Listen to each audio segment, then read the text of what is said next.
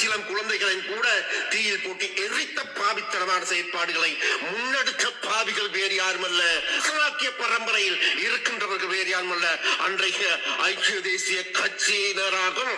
அது மாத்திரமல்ல, சாதாரண ஒரு குடும்பத்தில், அதாவது கணவனுக்கும் மனைவிக்கும் ஒத்து வராட்டியே நாங்கள் பிரிந்து வாழுவோம் என்ற ஒரு ஒப்பந்தத்தை கொண்டு வந்திருக்கிறீங்க.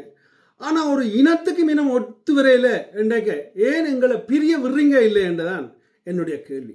வணக்கம் நண்பர்களே. இனப்படுகொலை, அதாவது எல்லாருக்கும் தெரியும், ஜூலை 23, 1983 ஆண்டு இந்த ஈழத்தமிழர்களுக்கு என்ன நடந்ததுன்றது எல்லாருக்கும் தெரியும். அப்போ எனக்கு 8 வயது. எனக்கும் தெரியும் அப்போ என்ன நடந்ததுன்றது. அந்த டைமில் எங்கள்ட சொந்தக்காரர்கள் இறந்ததை நான் ஞாபகத்தில் வச்சிருக்கிறேன். ஸோ அப்படி கொத்த நிலையில் இந்த சந்திரசேகரன் ஐயா, அதாவது கடல்துறை அமைச்சர், அவர் பாராளுமன்றத்தில் பல மாதிரியாக உணர்ச்சி வசப்பட்டு பேசியதை நினைக்கும் பொழுது ஒரு தமிழனை எனக்கு புல்லரிக்குது. அவர் எதற்காக பேசினாரோ எனக்கு தெரியலை. அவர் உண்மையாக மனதிலேருந்து பேசினாருன்றா ரொம்ப மகிழ்ச்சி. இல்லை, நான் அரசியல்லாண்டா செய்கிறேன், நீங்கள் விளையாடாதீங்க என்ற மாதிரி அவர் செய்தாரா இருந்தால் அது உண்மையாக சொல்லப்போனால் வன்மையாக கண்டிக்கத்தக்கது.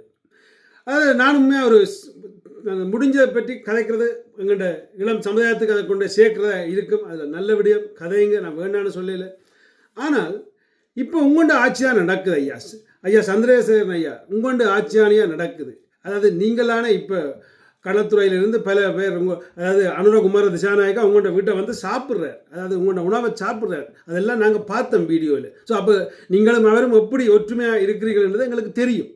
ஸோ பேந்தேன் ஐயா, நீங்கள் இப்போ கத்தி கதைக்க வேணும், தண்டனையை கொடுக்க வேண்டியதானே என்று நான் சொன்னாலும் அது பழைய கேஸ் ஆகிட்டுது. 43 வருடம் அன்றைக்கு ஜேஆர் ஜெயவர்தனா கூட இல்லை இப்போ.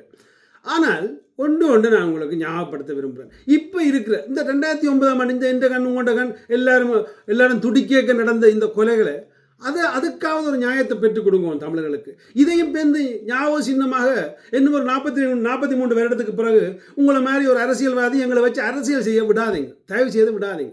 அதை மட்டும் முடிச்சு வைங்க. முதல் பழச விடுங்க. 83 ஆண்டு நடந்ததை இப்போ விடுவோம். ஏன்னா அதுக்கு இப்போ அத்தாச்சி புருவெல்லாம் அழிச்சிட்டீங்க.